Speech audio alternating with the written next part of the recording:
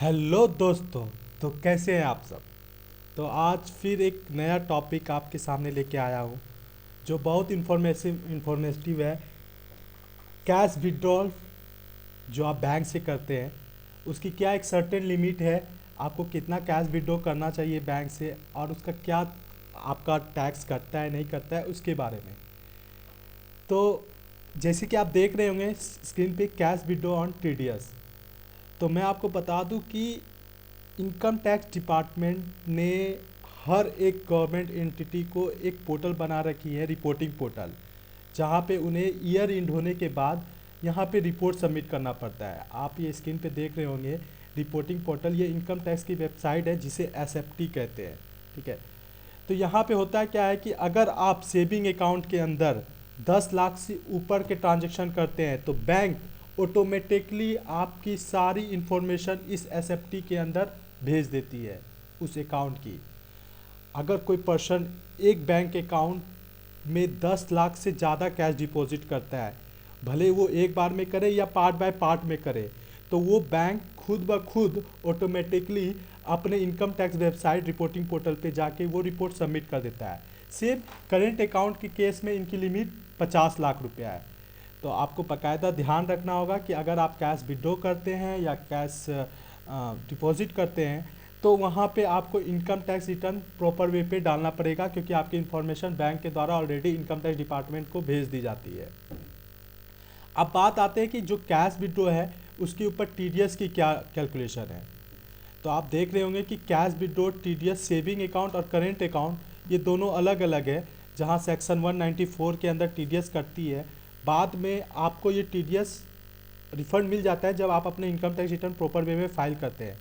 पर ये वो चीज़ के लिए है जो इनकम टैक्स रिटर्न फाइल नहीं किए हैं कभी भी और उनका टीडीएस हाई रेट के ऊपर कट रहा भी होगा। तो मैं बता दूं कि यहाँ पे आप कॉलम देख रहे होंगे aggregate amount of cash withdraw. एक वो बंदा है जो कि इनकम टैक्स रिटर्न फाइल कर रहा है, एक वो बंदा है जो इनकम टैक्स रिटर्न फाइल नहीं कर रहा है। तो अगर आप बैंक के अंदर 20 लाख तक के ट्रांजेक्शन को करते हैं और वो बंदा income tax return last 3 years के फाइल कर रखता है तो उस पर कोई भी टीडीएस नहीं काटेगी बैंक। और जो बंदा नहीं भी फाइल करता है तो वो उसकी भी टीडीएस नहीं काटेगी बैंक, क्योंकि इसकी एक सर्टेन लिमिट 20 लाख रुपया तक है। अगर आप 20 लाख से ऊपर 1 रुपया भी ट्रांजेक्शन कर देते हैं और आपने इनकम टैक्स रिटर्न फाइल नहीं किया है तो आपके हर एक ट्रांजेक्शन के ऊपर 2% रेट ऑफ टैक्स टीडीएस काटा जाएगा। हर एक ट्रांजेक्शन के ऊपर 2% टीडीएस होल अमाउंट के ऊपर काटा जाएगा। भले आप उसको एक बार में पैसा जमा करें या पार्ट बाय पार्ट में जमा करें, 20 लाख से ऊपर 2% टीडीएस काटा जाएगा। बल्कि आप अगर इनकम टैक्स रिटर्न फाइल करते हैं लास्ट 3 ईयर्स के और आप अपने इनकम टैक्स रिटर्न को बैंक में ऑलरेडी जमा कर रखे हैं तो आपकी जो टीडीएस है वो नील कटेगी अप टू 1 करोड़ ट्रांजेक्शन के ऊपर।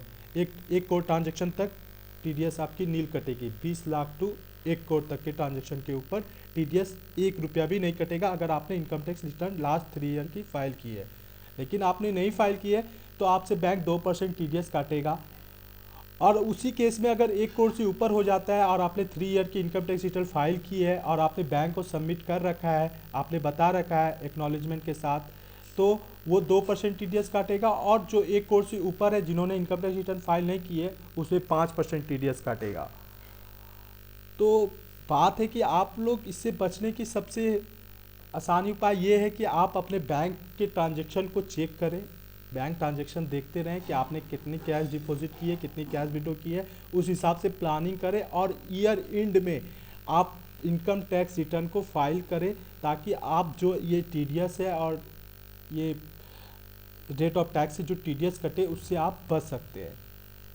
तो आपको ये वीडियो कैसा लगा, आप आगे भी इंफॉर्मेशन शेयर करें और बताएं कि बहुत सारे केसेस में ऐसा होता है कि बैंक आपकी टीडीएस काट लेती है पर वो डिपॉजिट नहीं करती है।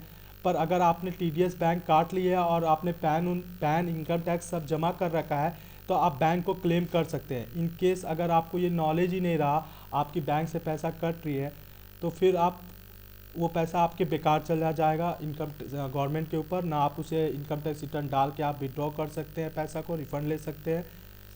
तो आपको ये वीडियो कैसा लगा इसके बारे में कमेंट करें और अगर कुछ भी कुछ समझने में तकलीफ़ हुई हो तो आप क्वेश्चन कमेंट बार में लिख सकते हैं और इस वीडियो को आगे से आगे शेयर करें। Thank you, have a nice day.